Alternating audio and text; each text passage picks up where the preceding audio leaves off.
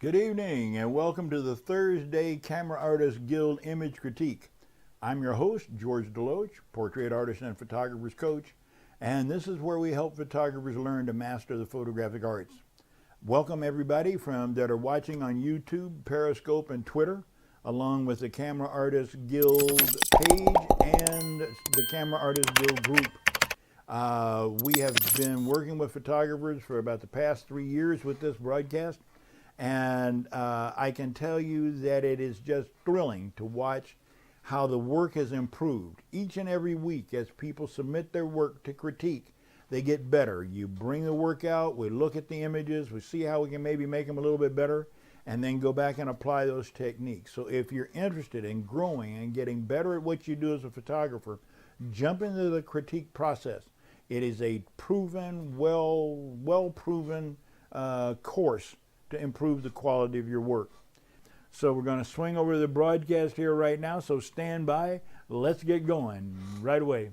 We got one more from Mr. Triple D, street performer. I love working with street performers. I have a whole series of LA street performers because you can find them just about anywhere. Musicians, dancers. I've even got a guy who juggles chainsaws out at Venice Beach, which is a really crazy place to go do street photography. You did get him in an interesting move, but think about what you're doing with these street performers. Now, since I've photographed tons and tons and tons of these dancers, I understand what's happening.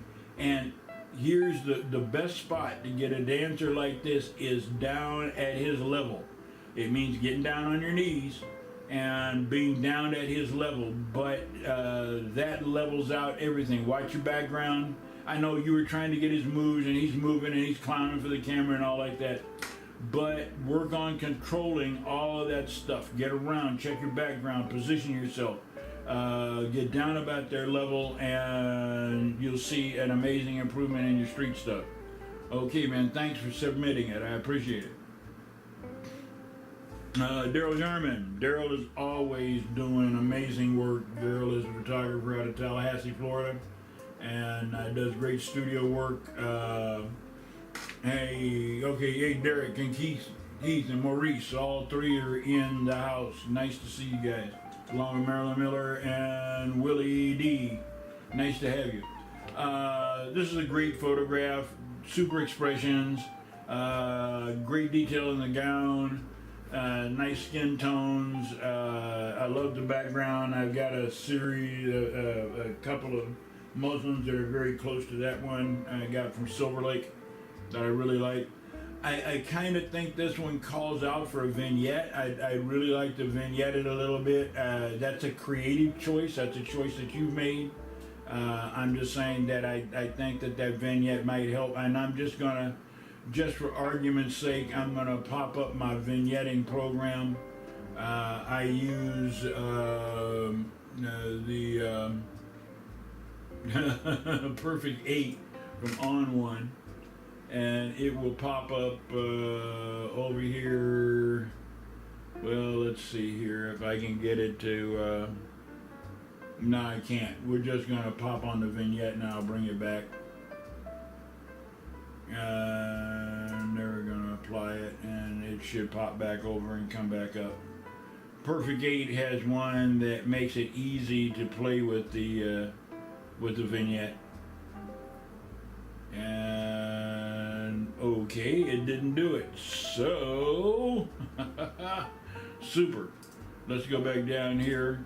Let's just throw in a vignette by hand. I'm going to go to brush. I'm going to increase the size of that brush. I'm going to come up here. I'm going to get a soft edge on that brush. I have a soft edge on the brush. I'm going to increase the size of it somewhere along about in there. I'm going to switch over to my black, the brush on black. I'm going to change the opacity to 30%, and I'm just going to hit it down here a little bit there, and a little bit around in here, up in there, maybe just bringing that down just a hair, just a little bit, not a whole lot, but just enough that that vignette will help draw attention into the bride there. without degrading it. Now that's just a fast down and dirty one. If it's too much, you come up to the opacity slider and simply slide it back and give it the adjustment that you want where you want to get it. So just a suggestion, you're the creator of the image and you do it the way you want to. Neither one is right or wrong. Just a suggestion to show some people how to possibly jump in and do that. Hey, oh yeah, Derek, welcome. Okay, Clyde A. Harris Jr. And I love the feel of this. You know, the pointing, you know, it's almost a Usain Bolt kind of thing. I don't know whether this is in an actual game or just I think it almost looks like a practice jersey to me. So they may just be at practice, but it's still a nice image. I think it's a little underexposed, so you might want to try to bring it up a little bit. I'm just wondering, I haven't checked this out, so I am going to just go to levels, and I'm going to bring up the white side of the slider there a little bit. Okay, that brings that up, and then I'm going to bring up the mid-tones just a little. There we go. And then I'm gonna nip in on the black side of the slider to throw just a little bit of contrast in there. There you go. And I think that's a little bit stronger image, but nice. And keep going. Okay, Shantae C. Ramsey. I love using perspective. That is finding walls or something with repeating patterns that go into diminishing the back. The fire hydrant or post match her outfit, which is interesting, balances it out well. You do have it far enough back that the white area there in the back is not really that detracting, this area right here. I like to, you are working available light. So when you're working available light, you have got to use, now you found a beautiful area to work in, which is an overhang. It is midday, you can tell that by looking at what's going on in the back. But it is midday, but if you can find an overhang like this area here, it almost looks like New Orleans to me. You can find a place where there's a roof, where there's a carport, where there's something over top, then you change the direction of the lighting. You get rid of all of that harsh noonday or midday sun. So you've done that here. Just get her to rotate her body just a little bit more to camera left so that this area underneath her cheek is gets some of the light that's coming in on this side. There should be a little triangle right underneath here for Rembrandt, or you should see the loop of the nose shadow for loop.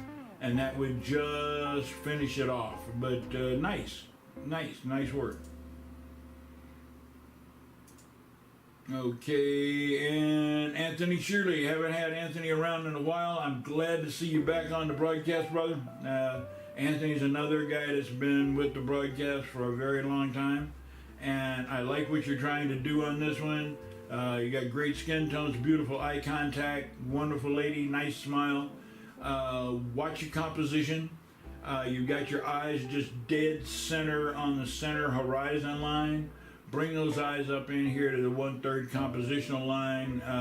The negative space here above is now it's a nice bokeh, nice shadow depth of field. Well done. Just crop down this top there a little bit. I'm wondering, I'm just going to go in here really quick and throw in a 4x5 crop, which happens to be the one I like to use most of the time, but that's just the way I see things. 4x5 is the same as an 8x10 crop. But now you're not going to hit the 1/3 compositional line whenever you're doing a head and shoulders portrait without nipping into the hair.